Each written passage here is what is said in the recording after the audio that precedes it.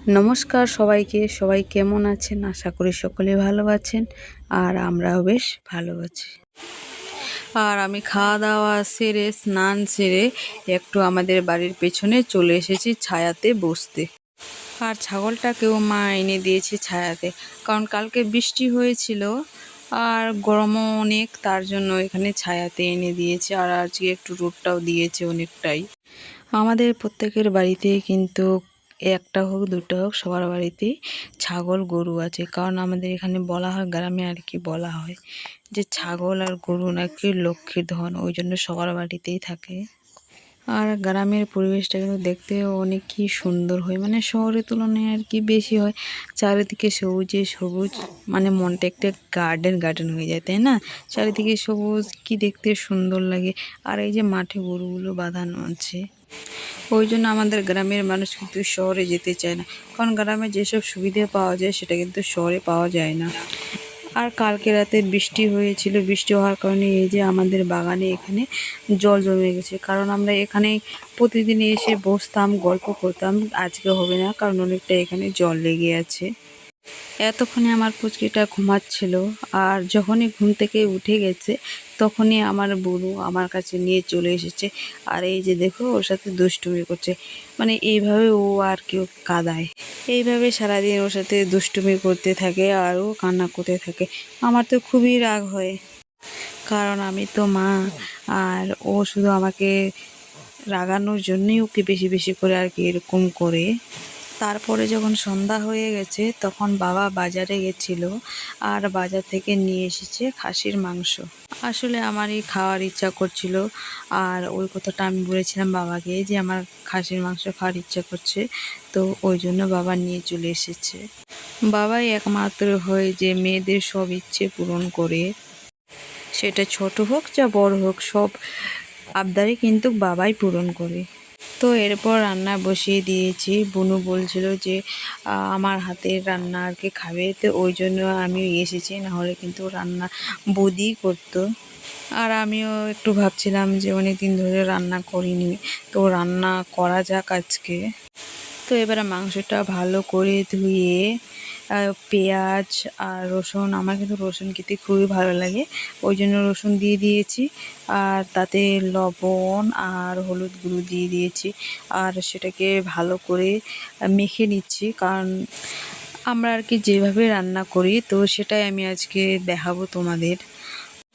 অনেকজনই কিন্তু আলাদা আলাদাভাবে রান্না করে, কারণ অনেকভাবে রান্না করা যায়, তো আমি যেভাবে রান্না করি সেটা বললাম। তো এবার মেখে নেওয়ার পরে এই যে রসুনগুলোকে আর খাসির চর্বিগুলোকে থালাটাতে উঠিয়ে নিচ্ছি, কারণ রসুনগুলো আমাদের যেহেতু বাড়ি, না হলে অনেকটাই সিদ্ধ হয়ে গলে যাবে, ওই জন্য তুলে নিলাম। আর তার সাথে চর্বিগুলোকে তুলে নিলাম। তারপর বোনও বলছিল রসুনটাকে একটু দেখা, তো সেটাই আমি আর কি দেখাচ্ছিলাম।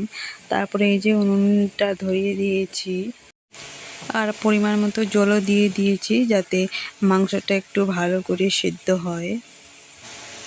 তারপর তো আমি ভাবছি যে কতক্ষণ ধরে মাংসটা রান্না হবে আর কতক্ষণ খাবো, ওই জন্য ভাবলাম যে একটু টাইম পাস করি, ওই জন্য একটু ক্যামেরাটা নিয়ে এদিক ওদিক দেখছিলাম। আর যেহেতু উনুনে রান্না করছি ওই জন্য গরমও লাগছিল আমাকে খুব।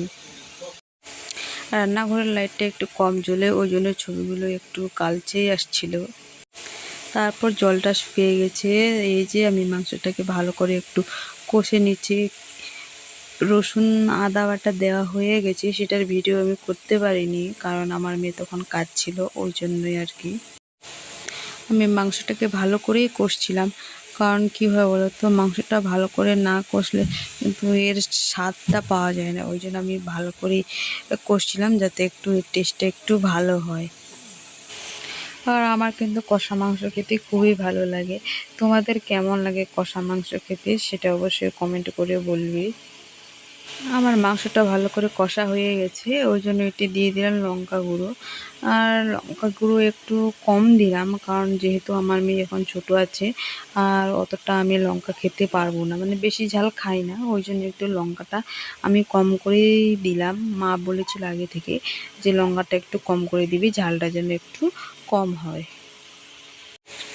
লঙ্কা একটু কম দিয়েছি, কিন্তু তবুও কালারটা বেশ সুন্দর এসেছে। আর দেখে তো আমার জিভে জল চলে এসেছে যে কখন হবে রান্নাটা আর কখন আমি খাবো। এই তাড়াতাড়ি করে দিয়ে দিলাম জল। তো ফাইনালি আমার রান্না কমপ্লিট, এবার খাবার পালা। ওফো, সেই সুখের সময়টা চলে আসলো। বাবু, আর কষ্ট করতে হবে আমাকে, এখনই খাবো। আর রান্না করার পরে আমার মেয়ে তো প্রচুর পরিমাণে কান্না করছিল, ওই জন্য ভিডিও করতে পারিনি। একবারে যখন খেতে বসেছি তখন ভিডিওটা করেছি। এই যে রসুন, আর আমি রসুনটা দেখাচ্ছিলাম, রসুনটা কিন্তু খুব ভালোই সেদ্ধ হয়েছে। আর একটা আলু দিয়েছিলাম, যেহেতু আমি মানে আমার আলু খেতে খুবই ভালো লাগে, তো শুধু আমার জন্য আলু দিয়েছিলাম, আর সেটা আমি নিয়েছি। আলুটা বেশ সেদ্ধ হয়েছে আর অনেক কিন্তু টেস্টি হয়েছিল, সেটাই সবাই বলছিল।